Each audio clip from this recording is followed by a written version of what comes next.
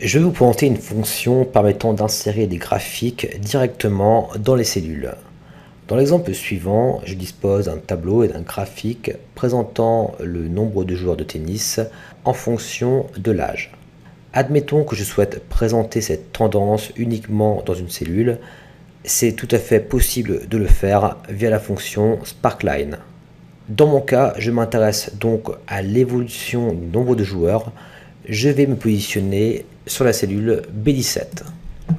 Ensuite, via l'onglet Insertion, dans le groupe de fonctions graphique Sparkline, je clique sur la fonction Courbe. Je sélectionne ensuite la plage de données et je clique sur OK.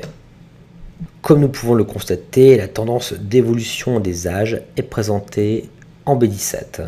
Constatant qu'en me positionnant sur cette cellule, l'outil Sparkline s'active et je peux alors modifier un grand nombre d'éléments tels que le design ou le type de graphique.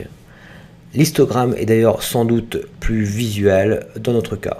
L'utilisation de Sparkline est surtout particulièrement pertinente quand on veut présenter de manière synthétique et visuelle l'évolution d'un grand nombre de séries de données pour lesquelles il serait laborieux de réaliser à chaque fois un graphique. Pour illustrer mes propos, je présente ici trois séries de données, données 1, données 2 et données 3, dont je vais présenter visuellement l'évolution. Je me positionne sur la cellule F23 et je clique sur l'onglet Insertion, puis sur Histogramme dans Graphique Sparkline. Je sélectionne ma plage de données et je clique sur OK. Je vais recopier de manière relative cette cellule sur les deux autres lignes.